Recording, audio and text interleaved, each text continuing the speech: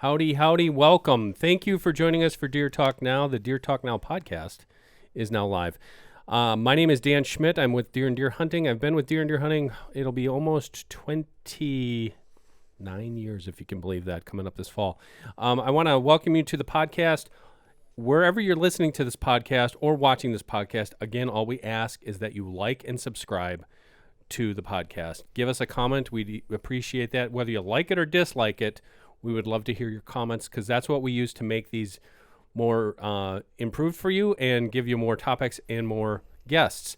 Today, I am going solo because I'm going to be doing a podcast that is near and dear, no pun intended, to my heart, and that is about trees. Trees are my second love in the outdoors next to white-tailed deer, and I've had a fascination with trees for many, many years, especially planting them.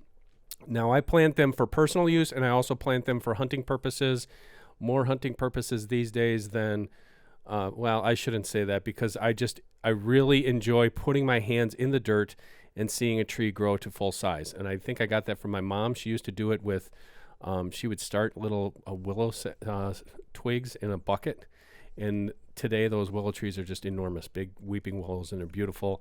And I really give most of that credit to my mom, rest her soul. She passed away quite a few years ago already, but that is where my love of trees comes from. Today, I plant trees for food and cover for wildlife and also for the beauty of the trees. But what I'm going to tell you today is this is going to be tailored towards you guys and gals who only have a couple acres. I mean, I haven't never owned a bunch of land in my life. I've owned, for various purposes, 3 different properties in my life, very small properties, anywhere from 5 acres to 10 acres. And what I do is I use trees. Ian, I'm going to ask you, Ian, my producer. Ian, when is the best time to plant a tree? Right now? Yesterday. Okay. The best time to plant a tree is yesterday. But what I'm going to talk about today is what the things that need to go into your thought process before planting any tree. And you're going to really reap the benefits, whether you own that land or not anymore 10, 20, 30, 50 years from now. I know the trees that I've planted on the properties I no longer own are being valued and admired by the people who own them, and that gives me a certain sense of gratitude. Okay, so let me get to the point. I could talk literally all day on this because I absolutely love trees. This is going to be tailored to my experience. Whether that relates to you or not, tree species specifically, I don't think really matters. I think that the tenets of planting trees comes down to just having a little bit of knowledge of silviculture, and it's not very involved. You can find out a lot of information on the web, but things that I'm going to try to impress upon you today is to help shorten your learning curve and also alleviate some of the problems, because you're going to deal with problems when you're planting any trees. So the first thing you need to do is to make a plan. Okay, number 1 is the purpose, then the location, and then some of the technical things like spacing. So let's get into making a plan. It doesn't have to be super elaborate, but you really have to have a bird's eye view when you're planting trees, because those little seedlings that you plant today get bigger, and then you're like, damn it, 5 years from now, you wish you would have done this or that or the other thing. So the purpose, what I always do, I'm doing that right now on a property I just bought here 2 years ago, is it going to be food, cover, bedding, or travel for deer? And now I'm always thinking about deer. I'm thinking about turkeys and other things, but for most of my tree plantings are going to be deer related. So the food is easy. I mean, it could be soft mass like apples or pears or plums or anything like that. It could be cover. It could be thermal cover, so that would be your conifers and things like that.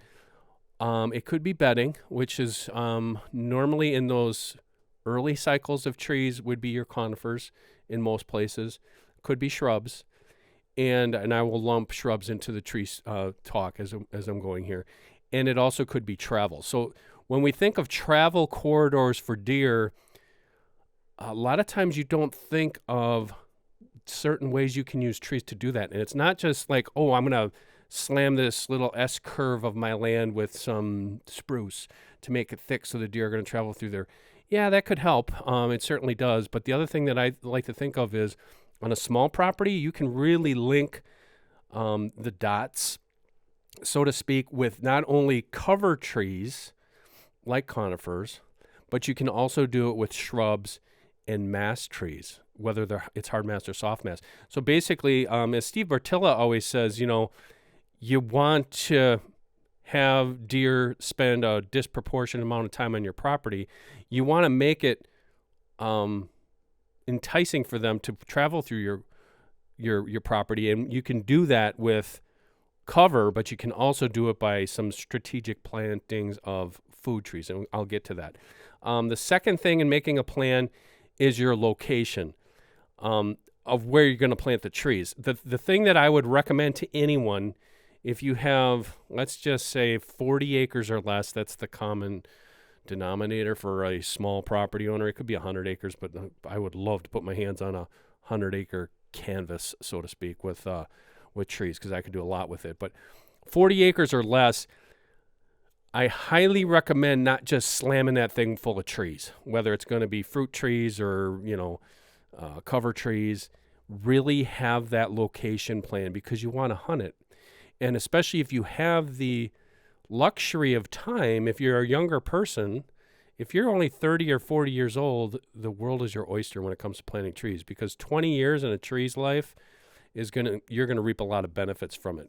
The older you get, you might be doing it for your grandkids or the future generations, so you can just have that satisfaction of doing it. But location, the biggest things you have to keep in mind are soil, sunlight, and precipitation, and how all three are going to affect where you want to put those trees. Soil, you can't do much about it. Either you have good soil or you don't. If you live where I live and it's rocky, where every 5 feet is a rock, and it's like, I don't know how I'm going to plant any trees on this, that's a consideration. So you're going to have to consider what kind of species you want to put in there and where you're going to place them. Sunlight is huge for all trees. A lot of trees require full sunlight. Some you can get away with planting in partial shade, but you need to know that. You need to know how that sun is hitting that landscape, that location, for you to be able to plant trees and have them make it is the big thing. And precipitation, you can't do much about that, but if you have, if you want to plant like fruit trees or other mast trees, if you're not in an area that gets great precipitation, you're going to have to think about ways to irrigate. Because let's face it, especially I planted an apple orchard last year, and then I planted several strategic apple plantings last year. And those first couple years, I know I have to get water to those trees. I paid a lot for those trees. There were trees that I really wanted. Drove 150 miles to get them. You have to make sure that those types of trees in their infancy stages are going to require some water, so you have to think that through. So, okay, purpose, we went through. Location, we went through. The third thing is spacing. Critical when planting any tree is you have to understand that species. So you kind of got to do your research on every species you want to plant, and then if you're going to plant it, look at that map that you're drawing for your property and decide. I think the biggest thing that we kind of happens is we get all excited. It's kind of like opening day of fishing. Like, I'm going to run out there and be chest deep in water casting, hoping to catch a fish. That's kind of how people are with trees. Oh man, this year, I've been doing this for 30 years, but this year, I went out and bought 1,500 tamaracks. Man, I'm going to plant all these tamaracks. Now I'm like, oh, muy noches, It's like, I'm looking at, I've got 1,100 trees to plant yet. So, I'm keeping them cold, but spacing is huge. So what you want to do is look at that little map. And for me, I'll give you an example. A little S-curve of tamaracks I want to plant this year. I had cleared out a spot that's a hilly spot next to my swamp. And I know those trees need at least 8-foot spacing in between them. Because those trees, American larch, they get huge. Now, they're going to be this big around. Will I see it? No. But once those trees start growing, if I've got them too close together, you deal with mold, you deal with mildew, you deal with overcrowding, and on some species, you get a root girdle between the trees. So if you plant them too close together, you're like, I'm going to plant them close together because if some die, I don't care. Well, that could affect those other trees. So those roots could grow together, and then you wind up sabotaging your efforts. So always what I say is err on the side of more. So if they say 8-foot spacing, I'll do 12-foot spacing. On fruit trees, apple trees, if the recommendation is, 20-foot spacing, I give them at least 25. Apple trees, especially on standard size trees, I give them more because pollination is going to happen no matter what. I mean, if you've got them 30 feet apart, it's going to if you got them 50 feet apart, they're going to pollinate just fine for those purposes. But if I have them too close, if I plant them 10 feet apart, within 10 years, I went through all that work to get those trees in the ground and get them established, and now they're too darn close together. And then I'll either probably have on an apple tree cutting one out of there, and that just kills me to do that. On a tree that I've got 10 years invested into, I don't want to do that. So I want to have that plan in the beginning on the spacing to make sure that that is correct. Okay, the third thing is pick your species. We get excited. We read something and say, oh, so-and-so said I should plant, chestnuts, or I should plant, white pine or red pine, whatever it happens to be. Whatever region you're in, you're going to want to plant trees that are, let me talk about that for a second. Don't get too exotic. If you've never done this before, if you're new to it, don't get exotic and do the flavor of the day. Because invariably what's going to happen, it's going to fail. And I don't want to be pessimistic. I just want to be realistic for you. If you haven't done this much, go with trees that are known producers in your area and start with that. And then see where you can go. And the other thing that you want to do that is you want to stagger your temper your excitement and stagger your efforts. You might want to run out there and buy 1,000 trees this year. What if we have a drought this summer? Oh, man, that's going to be a tough one to swallow, isn't it? So what you're going to want to do is maybe take off bits and pieces. You have that plan. I want to have some fruit trees. I want to have some travel trees. I want to have some interspersed stuff. I want to have some shrubs. And I'm going to start with a little bit this year. Get those established and then add them. And you'll be surprised, especially on cover trees. 3 years isn't much of a difference in growth. So I've done this on a property I used to own. There was a neighboring fence line that I wanted to have some cover, and basically just because I was going to put a food plot in there, and it wouldn't have been very ideal had I done that without having a cover. So I used I used red pine, I used white pine, I used white spruce, and I staggered those over the course of like 3 years. And within 10 years, those trees, I defy you to tell the age difference on those trees. They are all about the same. So you're gonna have the luxury of a little bit of time there in a window. When you pick your species, pick them to the zone that you live in. My zone, they say 5. If you look at the zone maps, USDA zone maps, I always err to the side of colder. If I can, I'll err to the side of a 3. Those really cold, hardy trees.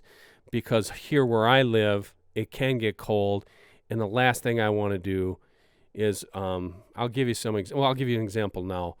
On a mass tree like a chestnut, those Dunstan chestnuts, they're awesome. Our friends over at Chestnut Hill, they have the exclusive arrangement with those trees are awesome.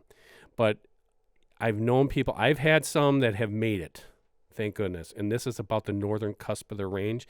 But I have other friends that went through a lot of trouble and tried to plant those in a zone 3. Like I said, I'm in a zone 5, and then they lost them. And that's going to be a tough one to swallow. So go with your zone and err on the side of caution is what I would do when you're starting. And then if you want to get a little creative after that, you can do that. But stay within your zone. If you're planting fruit-bearing trees, pollination is absolutely critical. And what you have to consider on that is, I use the example of apples. I'll use it on crab apples. I'll use it on shrubs like elderberries and things like that require cross-pollination. So you might just say, hey, I want to have these apples. My buddy told me these, let's pick a Cortland or something, is an awesome tree. So I went out and bought 10 trees. Well, guess what? They're not going to pollinate the way they should because you need cross-pollination on apple trees. So keep that in mind when you're planting fruit-bearing trees. And then trees versus shrubs. What I would recommend starting off, plant some easy trees, plant some easy shrubs, and then when you have if you're just doing it now, if you're sitting down watching or listening to this podcast, and say, I want to do it right now, it's perfect time to do it. Spring is the time to do this. But you really should have been planning this out probably in January. Can you still do it right now? Absolutely, you can still do it right now. But like I said, don't run out and spend a ton of money on it if you're just starting this. What you should do is try a couple things. Nothing wrong with going to the nursery, getting a few trees. You don't have to spend a ton of money on this, and you can shop around. Quality is usually dictated by price. So I will err towards nursery stock for a lot of these things, but I'm going to get into that in a little bit here as far as what types of trees you should buy and where you should buy them from and what is your end goal. The stock is important. Why don't I just do it right now? The stock is important. So if you're doing, let me break this down. If you're doing it in cover for cover trees, and let's say you want to plant conifers, pines, spruce, tamaracks, balsam fir, anything like that. Your state agency has a program, I'm sure, forestry department, that you can get your trees from, get them very cheap. The reason why I went with the tamaracks this year, they were like, I don't know, they were like 40 cents a piece. Yeah, I've got boxes of 1,000 trees in a box at home waiting to be planted. It's 30 degrees today, so I got plenty of time. If you're buying stock, if it's that cold, you're going to be okay. If it's warm, you better have some friends to help you. That's where, if you're doing it in bulk, you can get by with cheap trees from the state. Can you get by with, you see some of these places advertise, deer apples, and they're selling you these random trees. I'm not saying don't buy them. I would just be cautious with it, because if you don't know the strain, you don't know the zone that tree's for, you don't know the pollination required for that tree, it's kind of a crapshoot. And it's like, if you want to do it, fine. But what I would do is, let's say you find some killer deal at the farm store for, $8 an apple tree, and you can buy a bunch of them. That's cheap, by the way, for apple trees. I would say yes, but then plant them and space them out accordingly. What I would do is let's just say, because I know guys who have done this, they ran out, I got these 10 apple trees from the farm store. Oh, really? What kind are they? I don't know. They just said they're apple trees. All right, they could be all the same apple. So what I would do is I would plant those out and space them pretty far out. And then I would either go back in this year, if you can find other stock, and get several varieties, or next year map it out. And then you're never going to know what that tree was anyways. You're not going to know what kind it is. You might get an apple. It's like, it's a red apple. Okay, well, I don't know what that is. And then you could, where I'm going with this, you could go in and you could stagger cross-pollinators after the fact. Not a problem with that. For me, for apple trees, I'm kind of geeky because I love them so much. I absolutely enjoy the whole self-sufficiency. So I make tons of applesauce. I make tons of dried apple fruit in my dehydrator. So that kind of thing. Yeah, I've got way more than I need. But for me, if you're growing apple trees, I could go off and, like I said, talk about this all day long. But if you're growing apple trees for just the sake of, for deer, it doesn't really matter. But my stock is an apple tree. I don't skimp on it. I get bare root stock. I don't buy container trees. I'm not saying that you can't do that. I'll get to that in a minute. That's another whole topic. Well, let's talk about it. So bare root trees for fruit trees. For the old adage among fruit growers in America is you don't manage for the tree, you manage for the fruit. So if you go to YouTube and you Google this, Washington State is where most of our apples come from. And if you look at those trees, they look like bushes. I mean, you're getting beautiful, like pink ladies and Cortlands and stuff. And it's like, God, these trees, the apples you get at the store are awesome, right? Well, they grow that for the fruit. So you're not seeing this big, beautiful apple tree. It's basically a shrub that they engineer to be that way. I don't want that to be that way for deer, because deer browse apple trees. Bucks rub them, mice girdle them, they chew around the trunks. So I manage for the tree. So it's a lot of babying, getting that tree in the ground. And the reason why I personally don't do it anymore with container stock. Container stock is when you go to the store and they have an apple tree in that container and that root ball is right contained in there. Nothing wrong with that. That tree's not going to live a super long time. That's not going to be one of these legacy trees that you see over by your apartments where they used to have an apple orchard and, they've got 50, 60-year-old unkempt apple trees, but they're gorgeous trees if you trimmed them up. That's the tree that I want for my property that I'm going to put in. Some people might disagree with me with that, but I do it from a bare root because that tree is growing like a tree then. And if you put in a container stock, the immediate result is within 5 or 6 years, you're going to have boatloads of apples. But you're going to deal with problems like that tree getting busting and snapping off because it's just so much weight and not a very established root base and other problems. Or if disease comes through or something like that, it's like, you know what? If I would have just planted bare root trees, it would have taken a little bit longer, but it would have been a better tree. Or another thing that I've done is you can stagger it. You can plant a bunch of apple trees from rootstock, knowing full well you're not going to have fruit probably for 6 or 8 years, long time to wait, and then maybe staggering it with some container trees that you're going to have fruit in a couple years. I've had container trees that I planted. I have a picture of my youngest daughter. She was probably 4 years old. It was a cute photo, but I had an old pickup truck filled with apples, and those all came from trees that were just a couple years old. And they were from root container stock. But those trees, if you look at that property now, I haven't been there, but if you look at that property now, those trees probably aren't in the best of shape. So it was like within a 3 to 8 year range, maybe 10, lots and lots of apples. And if that's what you want, great. But I personally will do it from rootstock. The other thing that I was going to say is, rootstock it's kind of a double-edged sword. So if you do it from, like, we're going to talk about those cover trees like cover trees like the spruces and the pines and stuff like that. I want trees with small root. I want the younger trees. So you're going to get those little whips that are about a foot and a half long maybe. And the little root systems are just a little wispy thing. Those are the ones that I want if I'm planting them in mass. And sometimes you'll show up in the state or the county or wherever you're getting these trees, you can get bulk trees from, and they give you these packs of 25, 50 gorgeous conifers with these really beautiful roots started. I mean, some of those roots are as big as my thumb. Awesome. But guess what? Those are a bitch to plant if you're doing it by hand. Excuse my language. If you're doing it with a tractor and a planter, different story. If you're doing it by hand in rocky country, you're much stronger man or woman than not a woman, but stronger man than I am, because it is difficult to plant those and get them to go. Because what you need to do, I should teach a course on this, Ian, because there's so much to consume here, but the roots, when you put them in the ground, need to go straight down in the ground, and they have to be kind of spread out. So kind of wisp them out.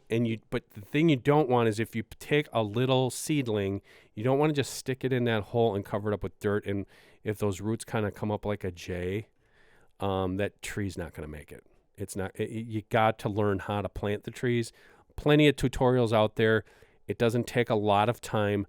But that's something you have to figure out whether regardless if you're planting cover trees or fruit trees. The root base is the most important thing. You cannot have air pockets in there. I really recommend root gel. Root gel is just a little powdery, looks like Kool-Aid. You put it in water, you stir it around, so it kind of looks like a little bit of a paste. You dunk a tree in there, it kind of looks like tapioca on the end of. Don't get it on the base of the tree, just on the ends of the roots, and that will help you in years of drought. So I know I'm kind of all over the board there. Stock's extremely important, and how you plant it as far as the root bases, extremely important no matter what types of trees that you're going to plant. And stagger your efforts, if all things. One thing I'm going to mention before I go on to the next topic, two things. In this, I have no idea who runs this company. I'm just going to give you a product name because I believe in it, and it has saved me enormous amount of time. Write this down. It's called the Jim Gem Tree Dibble. It's basically a little iron tree planter. You can find rip-off versions of it that are cheaper. I wouldn't recommend that. If you're planting trees by hand in hard soil that has rocks, this thing is the ticket. It has saved my back. It has saved many trees. And I've done so many by hand with a shovel over the years where I was on my hands and knees and just cursing at the wind because it's a lot of work. And so that's one product that I will mention that is definitely worth it. It's probably $70 or $80, but it's well worth it if you're going to be planting trees for more than 1 year. Could you rent them? Possibly. Maybe go to your local rental center, see if they have one. Somebody's probably going to try to pal off just a regular tree spade on you. If that's all you can get, fine. But I guess it's better. If you're planting bare root trees, fine. If you're planting apple trees, you need a shovel. If you're planting little plug conifers, plugs are awesome, by the way. A plug is basically like, those are trees you get by the thousands. It's basically a little plug that has the soil and the roots in it. With a dibble, I could do 100 in an hour, easy. I mean, as long as I don't have tons of rocks, I could do 100 an hour.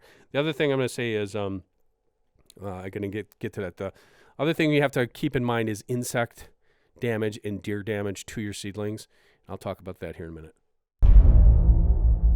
Deer Talk Now is brought to you by Apex Outdoor Rewards. Each year, Apex Outdoor Rewards gives both whitetail and turkey hunters the chance to win big payouts on their harvests.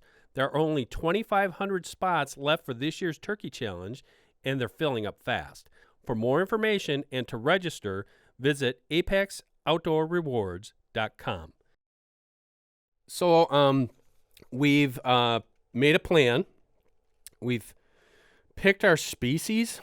That's a tough one that I need to elaborate on. And we started efforts in planting them.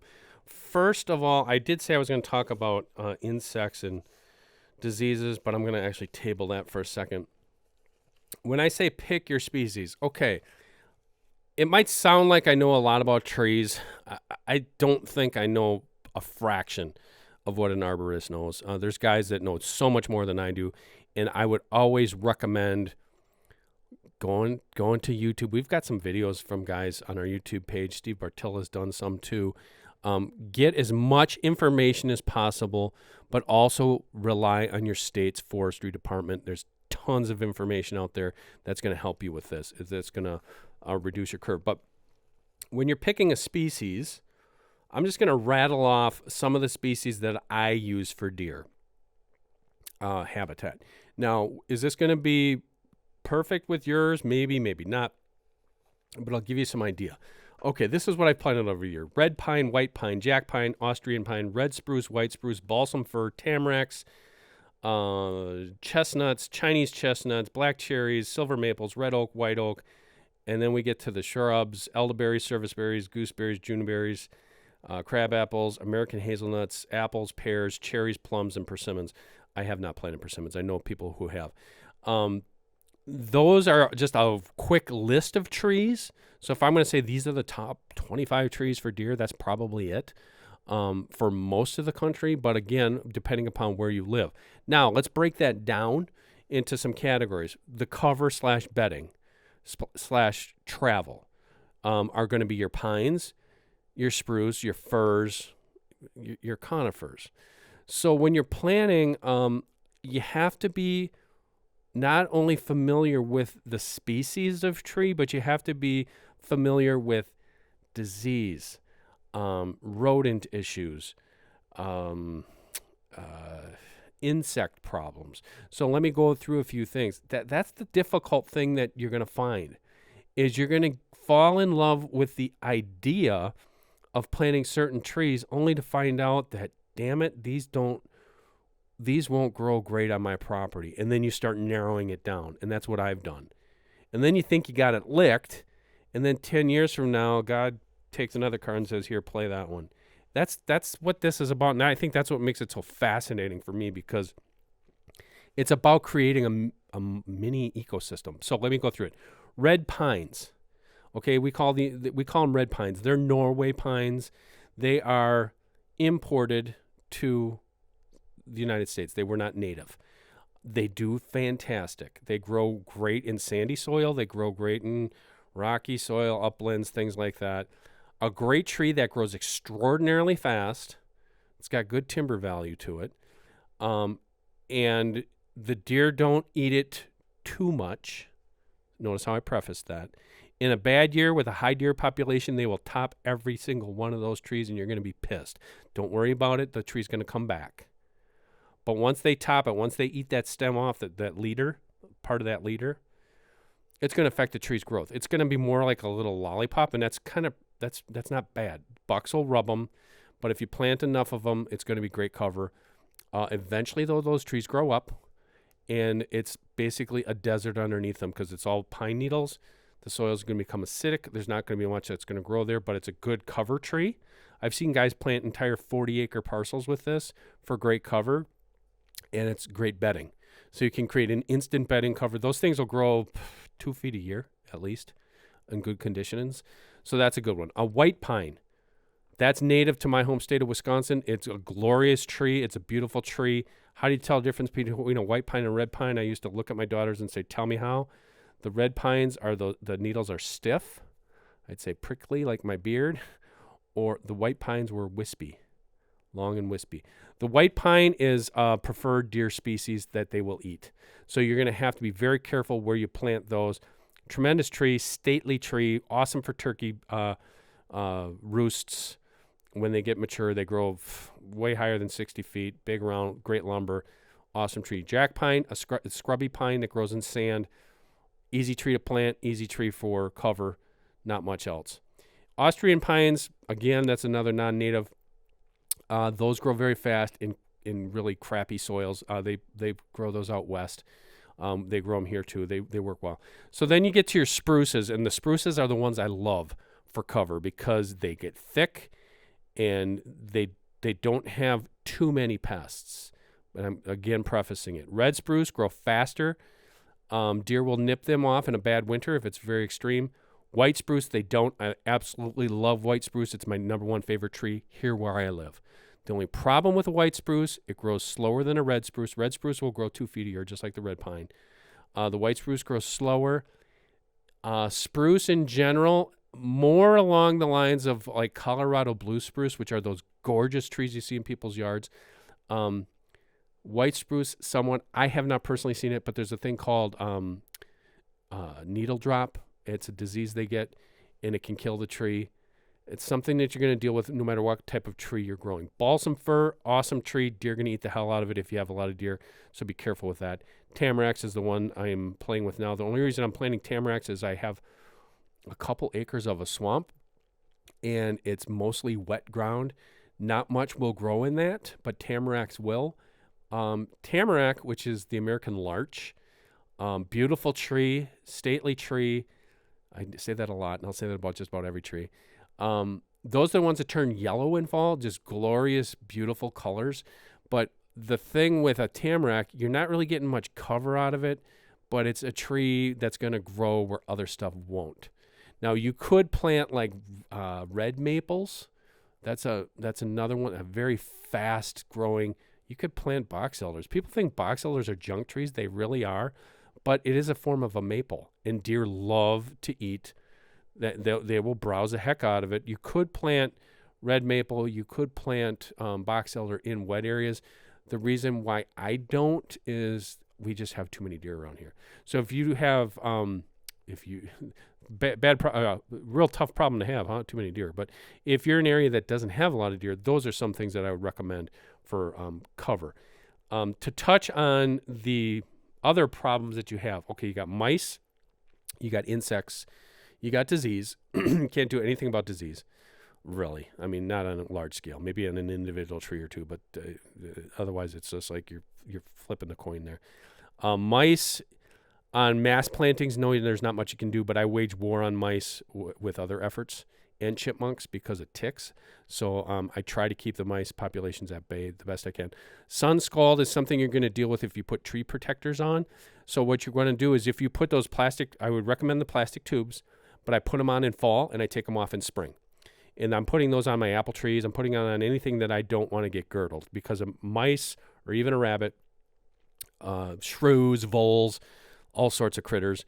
They will chew the bark around a tree in the wintertime, and it will kill the tree. So I make sure I put those on my prized like nut trees and fruit trees and stuff take them off in spring.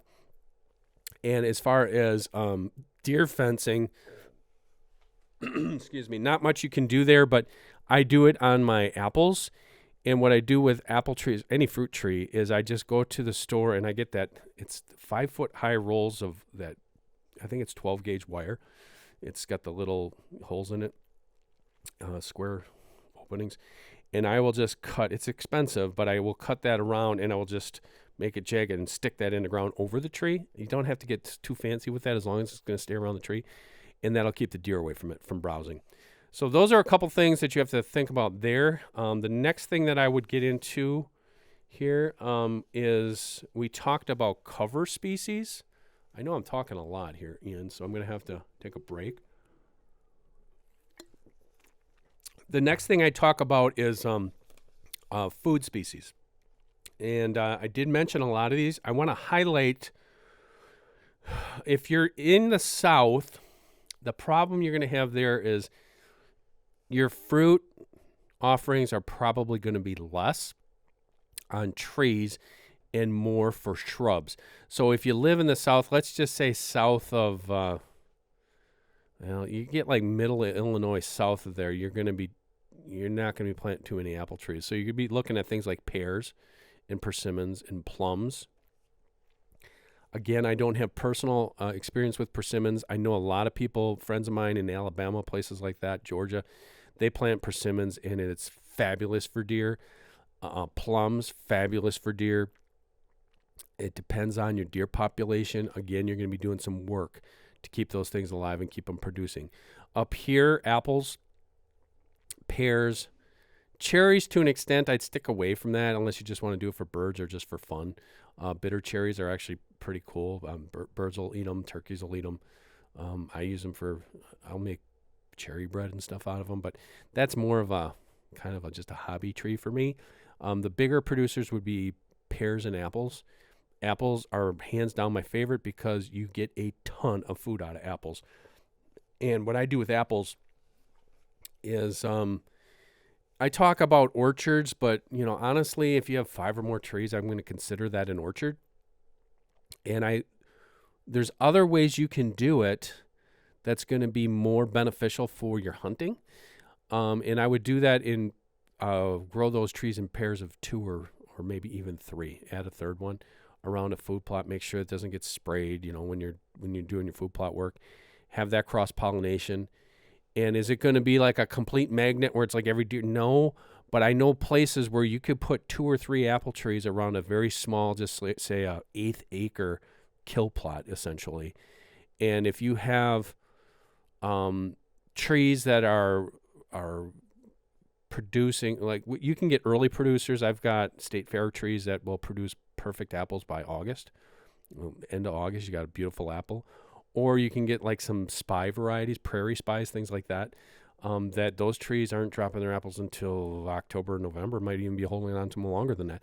So then if you have 2 or 3 apple trees, that's what I would do, is I would pick a couple late bearing, early bearing varieties and pair those together in a situation like that. Does it pay to have an apple orchard? Yes, absolutely it does. Better pollination. You have a better odds of that you're actually going to take care of them, those trees. Apples are a time investment, especially in a drought year. You're going to have to be hauling water back there or something to get them water in those early years. But once they get established, look out. I mean, I know places where guys will have 10 trees in an orchard, mature apple trees, and they're killing a big buck out of that spot every single year because, Steve would say, well, it's not fair. Yeah, it's fair to me. If I put in all that work and grew those trees, the deer are going to be, it's candy for them. And it's I think deer are attracted to it. Number 1, the carbohydrates. Number 2, it's sweet. But number 3, deer inherently know that is a limited supply food. And they're going to go to it's just no different than acorns. If you've got white oak acorns or red oak acorns, the red oak acorns have more tannin in them. It's more acidic than a white oak. Those white oak are much milder on the taste and their digestive system. So they're going to go for that. Same thing with an apple tree. The other thing I mentioned before is when you're planting, say, fruit trees, Pair that with some shrubs or some nut trees. Now, ideally, we like to think, yeah, man, I'd love to plant oaks. Or an oak for me is a tree you're planting for somebody 70 years from now. You're probably not going to get too much benefit out of that other than watching it grow, which is cool. And if you have that luxury, by all means, do it. Different types of red oaks, different types of white oaks. Those are awesome. But for me, yeah, I'm going to be a little bit, time is not on my side. I want to plant things like chestnuts. So let me talk about chestnuts for a minute. I did mention that before, but we know about the American chestnut. Okay, Ian, what was I just gave it away. I'm just going to tell you. The number one tree in America when settlers got here was the American chestnut. It wasn't like a different kind of tree. It was the American chestnut. American chestnut. Okay. It was the number one tree in America. And I believe... Didn't it like go extinct or almost pretty go extinct? much. Yeah. And what happened was, now this I should remember because I love trees so much, but I don't remember it. There was a non-native tree that was brought to these shores and basically wiped out the American chestnut. It brought, I can't remember what it brought with it, but it basically brought a disease or a pest with it that basically wiped out the American chestnut. You can still find American chestnuts very, very small, like you said, almost extinct, very rare. A place in southwestern Wisconsin has a original strain of them that researchers cannot figure out why they were not affected. But was it blight? Blight, thank you. Blight wiped them out.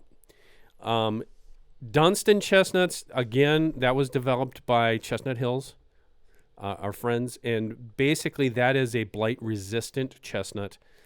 Mostly grows in the South. Didn't they like crossbreed like a Chinese chestnut with Yes. an American chestnut to make that? It's a beautiful tree, gorgeous tree if you can get it established. The Chinese chestnuts, which is interesting, unbelievably easy to grow. They're not going to affect... You have to always step back and think about, if I'm planting something that isn't native, is there going to be problems with that? You don't have that problem with the Chinese chestnut. It grows up more like a bush, extremely hardy, and once you get that thing going, holy cow, Katie, bar the door, because you're going to have turkeys and squirrels and deer and everything else are going to be eating those. If I had the land, I'd plant a ton of them. The other thing that is more, another easy one would be hazelnuts, and that's the American hazelnut. That can be, interesting note here is you can buy hazelnuts. They come as a little twig, you get like 20 of them for $15. And you can plant that in a hole and grow a hazelnut, quote unquote, tree. It's probably going to be about 15, maybe 20 feet high at max maturity. Or if you just want to do it, we're talking about doing corridors and travel corridors. What I've done, I did this 2 years ago on my new property, is I kind of wanted to funnel deer straight through the middle of my property. So what I did is, instead of planting the hazelnuts as trees, I planted them in clumps of 2 and 3. So what that's going to happen is those little twigs are all going to mold together. It's kind of going to look like like a lilac bush. You get a lilac bush, it's like all unkempt, and it gets to be like 10, 12 feet high. That's what those things will be. And what I did is I just did an S-curve. I love S-curves because basically it gives deer and turkeys a reason just to mill around. And once those trees get mature, I should say those bushes get mature, I'm going to have a hazelnut is, you know what hazelnuts are? They used to call them filberts at Christmas. That was the nut that nobody wanted. It was remember the mixed nuts you'd get, and you'd have to have the nutcracker, and you have like walnuts and almonds and stuff. And it's like the filberts was what we called them. They were about the size of your thumbnail, but they were perfectly round like a marble. That's what a hazelnut is. But now you see it. You go to the coffee shop, and it's like, oh, hazelnut coffee and all this stuff. Chocolate-covered hazelnut, everything.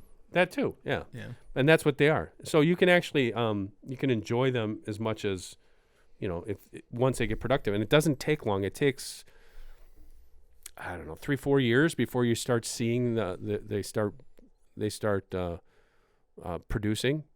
And then once they start producing, you get bushels of nuts out of one of those shrubs.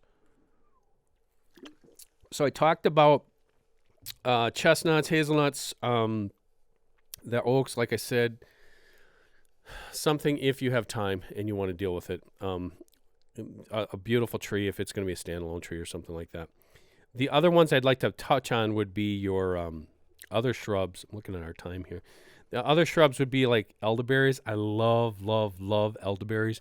But one thing you need to, okay, short sidebar there. When I was a little kid, my mom used to make pancakes like not every Saturday, but like most Saturdays, like in summer.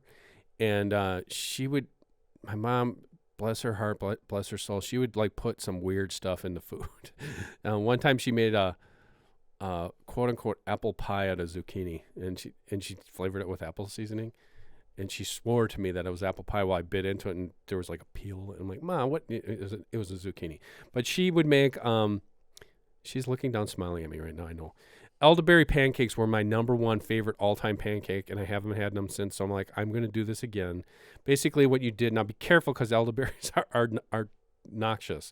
The berries have to be ripe. You can get sick if you don't eat ripe berries. But she didn't put the berries in. She put the flowers, the elderberry flowers in the pancake batter. It was like the most freaking awesome pancake you've ever had. So but with elderberries, you need a pollinator, a cross-pollinator of an elderberry. So they have, and I can't remember what they call them. There's a red one, which is like a dark purple one. And I should say there's a purple one, and then there's a red one. I can't remember what the names are. But normally when you buy those, if you buy them from a nursery or if you buy them from I'll throw a plug out here for Jung's, garden centers in Wisconsin. They won't sell you just one elderberry bush because they know you're going to need a pollinator. So you'll need those. But that is fabulous for like turkeys and grouse and woodcock and doves and things like that you can create more travel through your property with. So I would recommend that. And then there's other ones. Really look into like service berries and Juneberries and gooseberries. A big, and I think I'm pretty confidently can say that Don Higgins would agree with me here, that crab apples are probably one of the most overlooked species that you can plant for wildlife. Crab apples, you know what a crab apple tree looks like. Great pollinators for all things, small little quote-unquote apples, but some of those varieties can produce so much fruit that the other thing about it is that fruit will hang on to the tree probably to the end of the hunting season, if not beyond. So the thing you need to understand there is when you're planting trees for food, that food is not hitting the ground all at the same time. So you might be having food hitting the ground from, let's say, August all the way through January. So what are we doing? We're getting the deer and the turkeys and everything else to spend a disproportionate amount of time on our property, and that's what we can do with some of those species. All right, let me wrap this up with a short bit on. I already did that, didn't I? I talked about the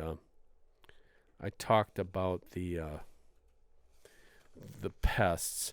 My biggest, so I'll just wrap it up with a summary in the fact that have a plan. Don't overthink yourself, but have a plan. Don't bite off too much that you can't chew.